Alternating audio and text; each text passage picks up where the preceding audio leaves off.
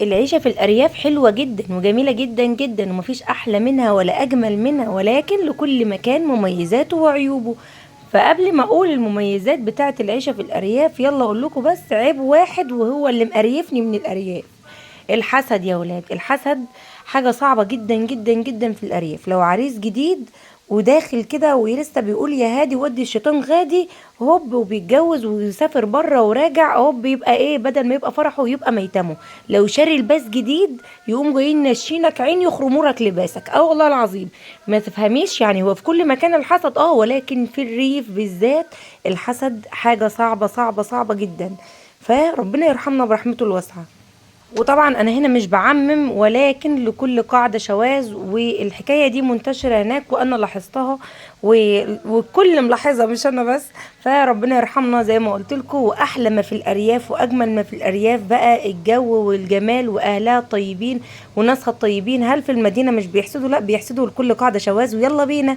لا، ما احنا ما نبقاش رايحين يوم واحد ولا يومين نقضيهم وننام وننتخ. انا حرفيا ما نمتش، يعني 48 ساعة متواصلين ما نمتش. كنت حابة ان انا اشوف الصبح وهو بيطلع ونشوف الاجواء، والجو كان تحفة بسم الله ما شاء الله. وده تاني يوم في بلد ابويا، ويا بيت الريف يا احنا يا بسكويت يا احنا. انا مش عارفة ايه اللي انا بقوله، بس انا كنت فرحانة عامة يعني. مشينا الصبح وطلعنا الساعة 5:30 الصبح كده، واتمشينا ورحنا عند اختي. هي اختي متزوجة في البلد، ربنا يبارك لها يا رب ويحميها ويحرسها. وادي كمان عملنا كمان سحلب وعملنا حاجات. وادي الكواليس يا ولادي، الكواليس جامدة وفخر من الاخر. يلا بينا نشوف عملنا ايه النهارده. وادي بابا بيحط لي لايك. حبيبي قلبي يا حاج، حبيب قلبي يا حاج منور. حطوا لايك يا ولاد، علشان بابا اول مره يحضر معايا فيديو واقول له حط لي لايك يا بابا. حط لي لايك على قد ما يعرف بقى. انا هنا نزلت وكان الوقت الساعة 5:30 الصبح او 6. الحاج بيقول لي سلام عليكم. واحلى حاجة في الريف يعرفك او ما يعرفكيش سلام عليكم وعليكم السلام. انما في المدينة بيبقى عارفك واكل معاك عيش وملح وبيبقى معدي عليك عايز ينفخك من الاخر. هنا اللي كانت بتصورني شغلة وحكاية. وما تنسوش يا ولاد تدخلوا عند القناة بتاعتها وتعملوا لها احلى لايك واحلى اشتراك، وكمان تعملوا لي احلى لايك واحلى اشتراك. وبوريكم الاجواء الجميلة. شايفين بقى كانت الشبورة نازلة، وهنا كنا رايحين علشان حاجزين لبن من اليوم اللي قبلها، ورايحين علشان ناخد اللبن من الست. واقفين قدام بيت الست كده اللي جنبنا جارتنا، ربنا يبارك فيها يا رب ويحميها ويحرسها. وبعدين رحنا على اختنا، قالت لا والله بيت اختي التانية لا والله لازم تفطروا هنا. فرفورة الحلوة كانت قاعدة بتحط لنا الفرشة اللي هنفطر عليها، وكانت التانية بقى بتجهز البطاطس والبتنجان والحاجات بقى، واحلى فطار والجبنة الحادقة والبيض. ولكن انا ماليش في الجبنة الحادقة والبيض، قمت جايه سايباهم ولفه ورايحة الناحية التانية. كانوا هما بقى وقفوا وعملوا صينية البسارية. خلصنا بقى كده يا قلب اختك انت وهي. ولو لسه متابعيني للوقت ده من الفيديو، ما تنسوش اللايك والشير وسبسكرايب عشان يوصلك مني كل جديد. وكمان نشوف هنعمل ايه. وعجبني قوي فكرة فرن التوفير ده. اللهم بارك اللهم بارك اللهم بارك. الفرن ده معمول من برميل، وراح عند الحداد فعمل له رجول وحط له حتة حديدة كده في النص، وعملوا نظام الفرن. وهو بيتحمي بحاجات، يعني بيتحمي يعني بيولع بحاجات زي القش زي ما انت شايفة كده. ربنا يبارك فيها وفي عمرها ويحفظها يا رب. دي اختي اللهم بارك، ربنا يحميها يا رب ويخليها لاولادها. وزي ما احنا شايفين كده هي شوت لنا، قالت لكم بقى ايه شوية التوفير. يلا بينا يا ولاد، فيلا بينا يا ولاد. بجد فكرته عبقرية جدا جدا جدا وعجبتني جدا جدا. فكرة ممتازة وكمان موفرة إلى حد، يعني موفرة إلى حد ما. ايه ده انت بتشوي ببلاش. الشوية فضلت عندنا هنا، يعني لو جبنا كيلو السمك الصغير أصغر نوع سمك، ولو كنتوا شايفين معايا في اللايف اللي فات أصغر نوع سمك كان ب40 جنيه. وعشان تروحي تشوي أبو 40 جنيه بتشوي الكيلو ب25 جنيه. فشوفي الكيلو بتوقف عليكي بكام. انت لو جبتي ال2 كيلو ب80 جنيه ولا 2 كيلو ونص، قولي ب100 جنيه هتشويهم ببلاش البلاش. وكمان هتوفري، وكمان هتلمي اعزكم الله الزبالة اللي حوالين بيتك، هتحطيها في قلب البتاع ده الفرن، اللي هو الفرن العبقري ده. والله العظيم ناس عبقرية، ربنا يبارك فيهم وصحتهم يا رب اللهم امين. يعني بجد العيشة هناك كلها توفير وكلها عيشه جميله، عيشه كلها دفى. كفايه الصحيان بتاع الصبح ده، صحيان الصبح ده متعه، بس عايزيك تنامي بالليل، يعني صلي العشاء ونامي، صلي العشاء وتنامي، تصحي على الصبح كده رايقه وفايقه ومزاجك 100 فل و14.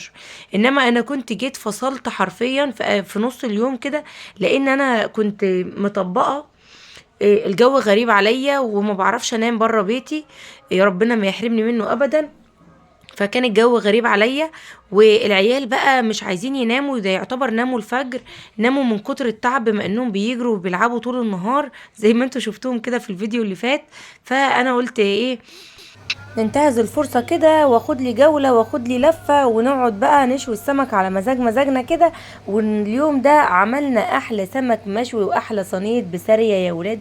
والله العظيم انا اختي شغله وحكايه، هي اللي قاعده تمسك البسارية بسارية وتقطع في راسها وتنظف فيها، وانا مش بتاعه الحاجات دي. انا شايله المراره يا ولاد، والله العظيم شايله المراره فعلا، حرفيا ما عنديش مراره.